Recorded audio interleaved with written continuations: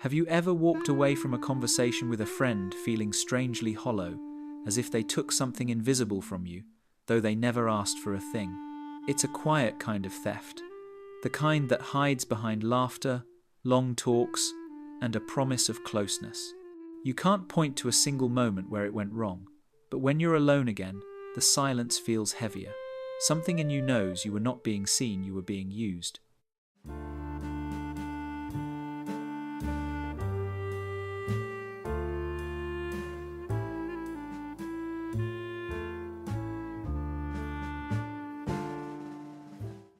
It starts subtly. They ask how you're doing, their eyes soft, their tone gentle. You feel safe enough to share your stress, your fear, your story.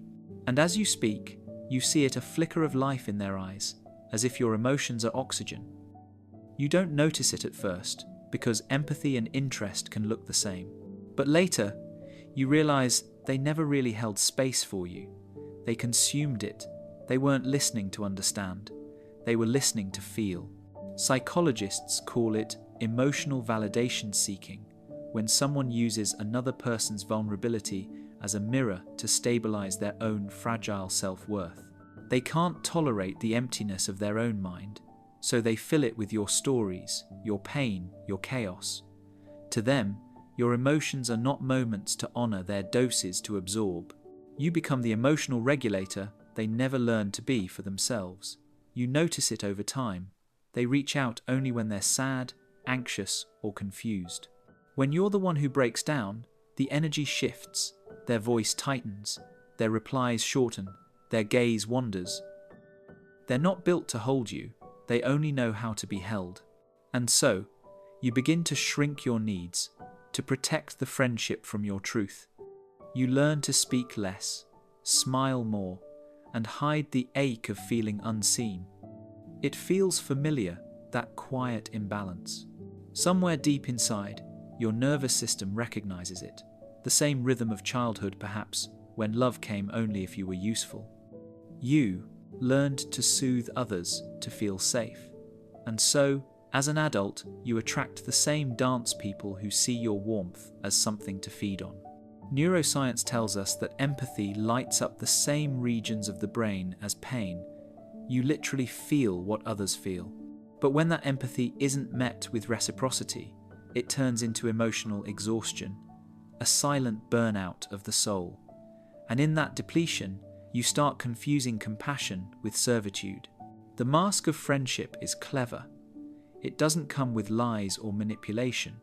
It comes with shared secrets, tears, and trust that feels sacred until you realize it's one-sided. You thought you were connecting, you were being drained. It feels like connection until you realize you're the only one who ever leaves empty. Every pattern begins somewhere, often long before you ever knew it had a name. Picture a small child sitting at the edge of a room, watching the emotional weather of the house like a scientist tracking storms. They learn early that peace is fragile, that love appears and disappears depending on the temperature of someone else's mood. They discover that to be loved, they must become useful. To be seen, they must fix. To be safe, they must anticipate every shift before it happens.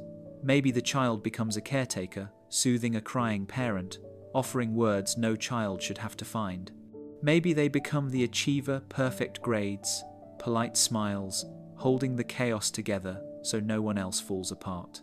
Whatever shape it takes, the lesson is the same. Love is not freely given. It's earned through performance. And when love is earned, it never truly feels secure. So you spend your life chasing it in the same way you learn to earn it, by giving yourself away.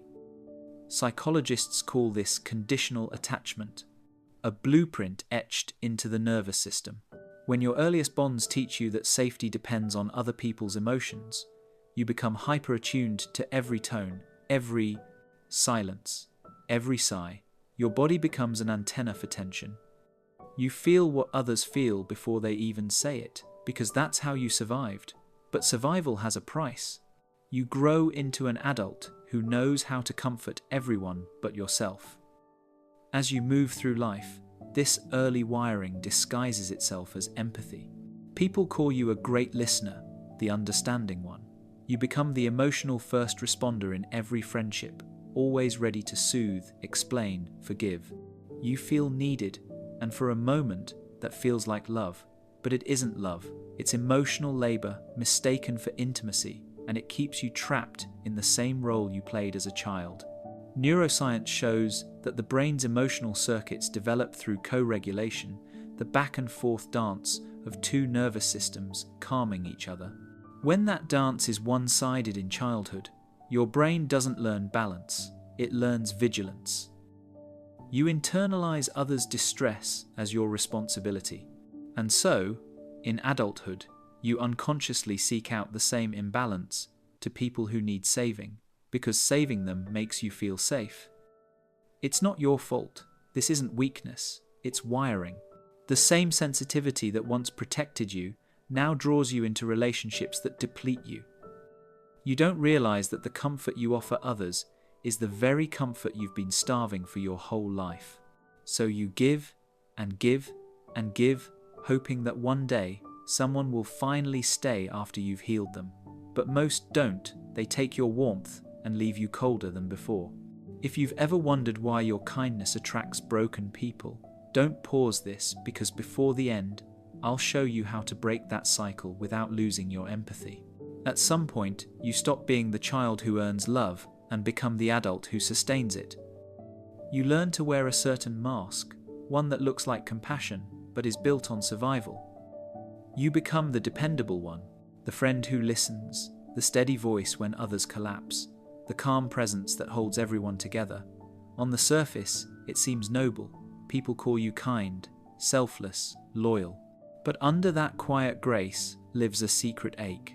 You are exhausted and no one notices. You've become what psychologists call an emotional caretaker, someone who mistakes responsibility for love. Every friendship feels like a rescue mission. You absorb every story, every crisis, every midnight breakdown, until your own silence becomes a kind of currency. They feel better after talking to you, but you feel heavier. And you tell yourself, this is what good people do, they carry. But even the strongest arms tremble when they've held too much for too long. Neuroscience calls this pattern emotional codependency, when your sense of worth becomes entangled with someone else's stability. Their sadness pulls at you like gravity. Their happiness feels like your success. You become addicted to their need for you. The brain rewards this pattern with small doses of validation, a thank you, a sigh of relief, a brief sense of importance. It feels like connection, but really, it's regulation, you soothing someone else because you never learned how to soothe yourself. You start noticing it everywhere. The phone buzzes late at night, and before you even read the message, your body tenses. It's another storm to calm. You respond because you care, but also because you're afraid of what silence might mean. You worry they'll think you've changed, that you're cold, that you've stopped being the loyal one. And so you respond, not out of love, but out of fear, fear of losing the identity that has always kept you safe. The helper, the healer, the one who never lets go. But who listens when you fall apart? Who holds space for the weight you've hidden behind your composure? There's a quiet resentment that grows between your ribs, not because you hate them, but because you're disappearing inside your own kindness. You've turned empathy into endurance, and now you can't tell where compassion ends and self-erasure begins. Carl Jung once said, "The most terrifying thing is to accept oneself completely." And perhaps that's why you keep pouring into others, because facing your own emptiness feels harder than filling someone else's. But the truth is, love built on imbalance will always collapse under its own weight. The tragedy is that this isn't love, it's a transaction built on invisible exhaustion. Have you ever wondered why you keep finding yourself in the same emotional roles? The listener, the healer, the one who absorbs what others can't hold. It isn't random, it's not weakness or fate. It's wiring. Your brain has learned to seek belonging through other people's feelings, to mistake emotional chaos for connection. Because somewhere deep inside, calm feels unfamiliar, and intensity feels like home. Dr. John Bowlby, the father of attachment theory, wrote that our earliest relationships become the blueprint for how we connect as adults. If love once came wrapped in anxiety, inconsistency, or conditional approval, your nervous system begins to equate closeness with uncertainty. When someone needs you desperately, your brain lights up because it recognizes the pattern. That desperate pull of someone else's emotions feels like proof that you matter. And so, you enter the cycle again, unaware that what you're calling loyalty is actually self-abandonment. Neuroscience explains part of it. Your mirror neurons, the brain cells responsible for empathy, don't just help you understand emotions, they feel them. For emotionally attuned people, these circuits are hyperactive. You don't observe someone's sadness, you inhabit it. Their fear becomes your own heartbeat. Their pain echoes through your chest. This sensitivity can be beautiful. It creates artists, healers, friends, who make others feel deeply seen. But without boundaries, it turns you into what psychologists call an emotional sponge. You absorb everything, yet nothing replenishes you. Dr. Stephen Porges' polyvagal theory reveals that our nervous systems are designed to co-regulate, to sync with the emotional state of those around us for safety. When two people connect, their bodies communicate faster than their words. But if you've spent your life calming storms that weren't yours, your body now sees emotional imbalance as a call to action. You feel responsible for every silence, every sigh. The moment someone withdraws, your vagus nerve triggers the same panic it once felt. As a child, I did something wrong. I need to fix it. This is where codependency and emotional labor merge, the quiet psychological prison, where you offer empathy without reciprocity. It's not that you don't know how to stop, it's that stopping feels like cruelty. You've learned that peace only exists when everyone else is okay, and so your mind confuses exhaustion for purpose, overextension for love. The truth is haunting but freeing. The brain confuses intensity with intimacy. When you've grown up on emotional turbulence, the absence of drama feels like distance. Stillness feels like emptiness. You crave depth, but you've been trained to dive into storms instead of lakes. And this is the turning point, the moment you realize that understanding your psychology is the first step toward reclaiming your peace. Awareness doesn't erase the pattern overnight, but it exposes the illusion. Because once you see that your empathy was never the problem, it was your boundaries that were missing, you finally begin to breathe again. It doesn't happen all at once. The erosion is slow, almost invisible. At first, you tell yourself it's kindness. That listening to everyone's pain, absorbing their storms, is what makes you a good friend, a good partner, a good person. But somewhere along the way, you stop hearing your own voice. You become fluent in the language of other people's emotions, yet illiterate in your own. Every story you absorb leaves residue, the invisible weight of sadness that isn't yours, but feels like it is. You start noticing it in quiet moments. The silence that should feel peaceful instead hums with static echoes of other people's grief, other people's rage, other people's fears. You've spent so long regulating the emotional weather around you that your own inner climate has gone still. You don't know if you're happy, only that no one around you is hurting. You don't know if you're loved, only that you're needed. This is how being used for emotional validation corrodes the soul, not with cruelty, but with confusion. It convinces you that your worth lies in how much you can carry. You begin to mistake heaviness for purpose, depletion for devotion. You think you're holding people together, but really, you're disappearing beneath the weight of their expectations. Dr. Gabor Mate calls this compulsive self-sacrifice, a trauma repetition that begins in childhood and matures into martyrdom. When love once meant self-abandonment, you learn to equate exhaustion with meaning. The nervous system, trained to soothe others, floods with anxiety when it's time to rest. Stillness feels like failure. Boundaries feel like betrayal. You don't realize that the body keeps score every unspoken feeling stored like sediment, layering until you can't tell which ache is yours and which you borrowed. Psychologically, this is called emotional enmeshment, when your identity becomes fused with the moods of those around you. Neuroscientists describe it as hyperactivation of the mirror neuron system. Your empathy circuitry burns constantly, leaving no energy for self-reflection. Over time, your brain stops distinguishing between my pain and your pain. You feel everything, but belong nowhere. And that's the paradox: the more you give, the lonelier you become. The people who come to you for warmth rarely ask if you're cold. They assume the fire inside you never fades because they've never seen you in the dark.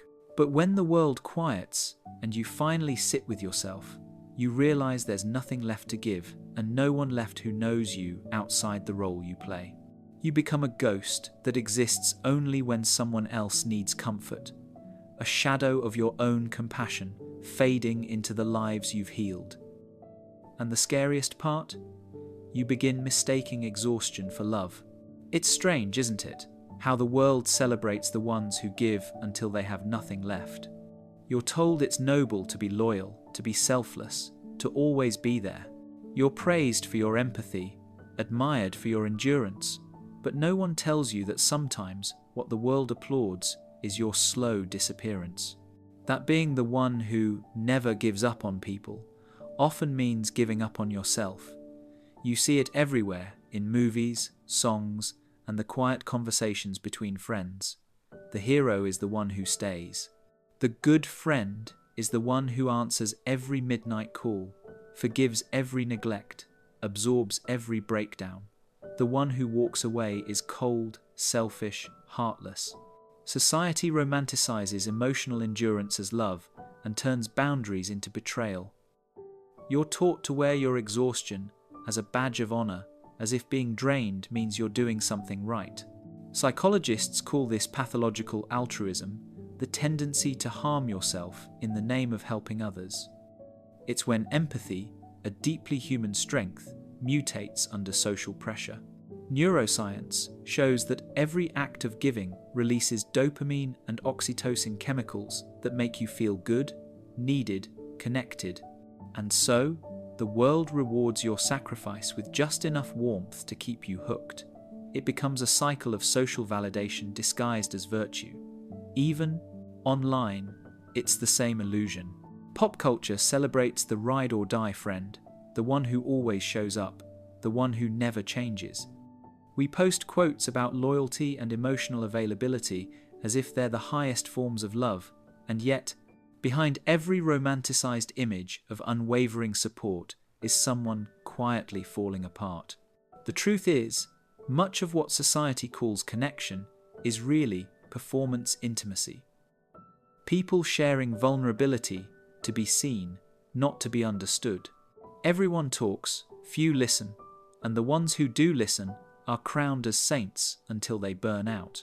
You start believing that if you stop being available, you'll stop being valuable. That if you draw a line, love will vanish. So you stretch yourself thinner, mistaking depletion for devotion. The world claps as you bleed quietly behind the curtain. Because this society doesn't really want healing. It wants emotional labor dressed as kindness. It wants your empathy without your boundaries, your time without your truth. But eventually, something inside you shifts. Maybe it's the day you realize you're the only one who remembers what others said, yet no one remembers what you felt. Or maybe it's the moment you wake up and see the pattern for what it is, a system that rewards your silence and calls it grace. And then the question hits like thunder: what happens when you wake up and realize the friendship you built was a therapy session you never signed up for? There's a moment you start to dread the sound of your own kindness. You hear their name, see their message, light up your phone, and your chest tightens, not from joy, but from the quiet weight of obligation. You already know what's coming. Another story, another storm, another night spent trying to calm someone else's chaos while yours remains unheard. And you tell yourself it's fine. You've always been the strong one. the understanding one. But deep down, something inside you whispers that this isn't empathy anymore. It's erosion. After every conversation, a strange fatigue settles in your bones. It's not physical, it's emotional, a kind of hangover that leaves you hollow. You replay their words long after the call ends, as if your body is still trying to digest emotions that don't belong to you. This is what psychologists call compassion fatigue, the silent depletion that comes from caring without being cared for. It's the cost of becoming everyone's mirror, reflecting their pain until you can no longer see your own reflection. Your nervous system learns the rhythm of other people's distress. You begin to anticipate it, absorb it, even need it. In neuroscience, this is known as emotional enmeshment, when your brain's empathy circuits synchronize so deeply with others that your own sense of self starts to dissolve. You don't just feel for them, you feel as them. Their anxiety becomes your heartbeat, their anger becomes your pulse, and in that blur, you lose track of what peace even feels like. It's not just exhaustion you're carrying, it's confusion. You start to wonder if your worth depends on how much you give. Every act of comfort becomes a transaction, even if you don't want it to be. When they say, "I don't know what I'd do without you," a part of you feels validated, and another part quietly mourns because that sentence confirms what you've always feared. You are loved for your utility, not your humanity. Attachment theory explains this as a repetition of the earliest bond, the parent-child dynamic, that once taught you that love must be earned through service. You learn to regulate someone else's emotions to feel safe. Now, as an adult, you've simply replaced the parent with the friend, the partner, the colleague, anyone whose need gives you a sense of purpose. You call it connection, but it's really survival dressed as loyalty. And the question begins to haunt you. If you stopped being useful, would they still love you? You don't dare say it out loud because it feels ungrateful, dramatic, selfish.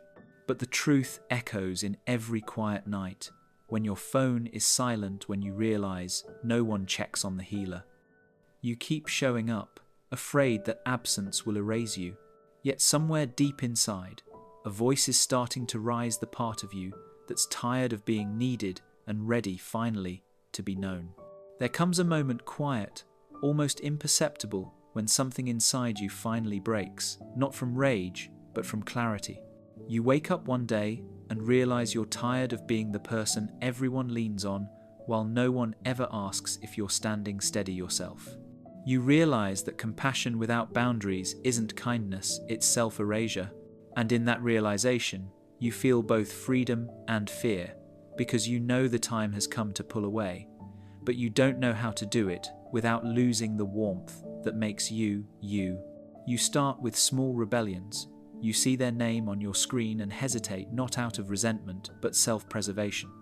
You pause before replying, testing what silence feels like. It's uncomfortable at first, like breaking a habit of breathing for someone else, but over time, you begin to see that not every unanswered message is cruelty. Sometimes it's just self-respect in disguise. Dr. Kristin Neff, the pioneer of self-compassion, says that true kindness begins with acknowledging your own pain as valid. It's not selfish to say, "I can't talk right now." It's not cruel to need space. Your nervous system, long accustomed to absorbing everyone else's emotions, needs room to reset, to remember that peace isn't earned through overextension. Bessel van der Kolk's work on trauma explains this beautifully. When your body has been conditioned to live in constant response to others, detachment feels like danger, even when it's healing. The first boundary always feels like abandonment, not of them, but of the version of yourself who never said no. As you begin to reclaim your energy, guilt will try to follow. It will whisper that you're cold, distant, ungrateful. But guilt is often the shadow of growth. It only shows up when you're doing something new. You're not becoming indifferent, you're becoming discerning. You're learning that empathy without discernment turns into self-destruction. Real compassion is not about holding everyone's pain. It's about holding yourself steady enough to choose when, how, and whom you give your energy to. Think of boundaries not as walls but as doors. Doors you learn to open and close with consciousness. You can love someone deeply and still not answer every call. You can care and still say no. You can walk away without resentment, because detachment isn't the opposite of love. It's love that's learned balance. And in that balance, something beautiful happens. Your empathy stops being a burden and becomes your strength again. Your presence starts to carry peace instead of exhaustion. You no longer exist as someone's emotional fix. You exist as your own anchor. You don't have to choose between being kind and being free. You were always meant to be both. Healing doesn't begin with cutting people off. It begins the moment you stop abandoning yourself. For years, you've been conditioned to chase safety in other people's emotions, to fix, to soothe, to hold. But the truth is, no amount of giving will ever quiet the ache that comes from neglecting your own needs. Healing starts when you finally turn that same tenderness inward, when you decide to listen to the voice that's been silenced under everyone else's noise. You begin by learning the art of self-validation. For the first time, you practice saying, "What I feel is real." You no longer wait for someone to tell you that your pain matters, because it already does. Psychologists call this emotional self-regulation, the ability to acknowledge and comfort your own distress without outsourcing it. It's a radical act, especially for someone who has spent a lifetime defining love through usefulness. You sit with the discomfort instead of rushing to fix it. You breathe, you name it. You let it exist without needing an audience. From there, something deeper unfolds: attachment repair. You realize that the inner child who once earned love through service is still waiting to be seen. Healing isn't about rejecting that child, it's about reparenting them. You become what they never had: a calm, consistent presence. You tell them they no longer need to earn love by being indispensable. You tell them that rest isn't a betrayal. As Dr. Gabor Mate writes, "The attempt to meet others' needs at the expense of your own is not love, it's adaptation." And healing is the process of unlearning that adaptation. Your body, too, must learn to trust safety again.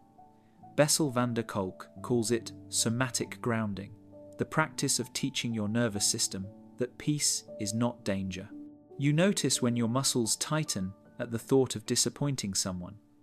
You feel the tension, the shallow breath, the urge to apologize. You put a hand on your chest. You remind your body that it's allowed to rest, that stillness won't bring punishment anymore. Slowly, your nervous system learns that love and peace can coexist. Carl Jung once said, "Until you make the unconscious pattern conscious, it will rule your life and you will call it fate." This is the essence of shadow work, bringing light to the parts of you that gave everything away just to feel worthy. You stop seeing your empathy as a curse and begin to wield it with awareness. You learn to offer warmth without burning, to love without losing yourself. And one day, the pattern breaks. You no longer seek validation through being needed. You no longer confuse intensity with connection. You become a conscious connector, someone who gives from fullness, not emptiness. The relationships that remain feel lighter, truer, reciprocal. Healing doesn't turn you cold. It simply teaches you to keep your warmth where it belongs, within you first. Real friendship doesn't ask you to shrink so someone else can feel whole. It doesn't demand that you dim your light just to keep another from feeling shadowed. Somewhere along the way, you were taught that love meant sacrifice, that being needed was the same as being valued. But as you begin to heal, you learn that love built on depletion was never love. It was dependency dressed as devotion. There's a quiet transformation that happens once you start validating yourself. The emptiness that used to ache inside you begins to fill, not with applause or approval, but with awareness. You stop looking at friendships as rescue missions and start seeing them as mirrors, reflections of how you treat yourself. When you begin to hold your own emotions gently, you stop tolerating those who twist them. You no longer chase people who confuse your empathy for weakness, because you finally understand something simple yet profound. The ones meant to walk with you will never ask you to walk barefoot. Philosophers have long said that friendship is the purest form of love. Not possession, not performance, but presence. It's not about giving endlessly, it's about existing together in truth. When you stop trying to earn connection, you begin to attract those who meet you in balance. People who listen, not because they need to fix you, but because they care to understand you. Neuroscientists would call this co-regulation, but in human language, it feels like calm, two nervous systems resting safely beside each other, without the need to prove, to please, to perform. You start noticing who stays when you say no, who still calls when you're not. Useful. Who listens when you finally let your guard down. Those are the ones who love the real you, the one who doesn't always have it together, who sometimes needs silence more than advice. And those friendships, the ones born from truth rather than transaction, become sacred not because they're perfect, but because they're peaceful. Carl Jung once said, "The meeting of two personalities is like the contact of two chemical substances. If there is any reaction, both are transformed." That's the essence of real friendship, not fusion, not control, but mutual transformation. You give and receive, not out of need, but out of choice. You learn that love doesn't thrive in imbalance, it flourishes in understanding. And maybe that's the final lesson, that your light was never meant to be rationed. You were never supposed to burn yourself just to keep others warm. Some people will only love your glow when it reflects on their wounds. But when you learn to carry that light for yourself, steady, quiet, unshaken, you'll see who was truly walking beside you all along. And in that silence, where peace finally replaces exhaustion, you'll realize real friendship was never about saving anyone. It was about learning to stay with yourself,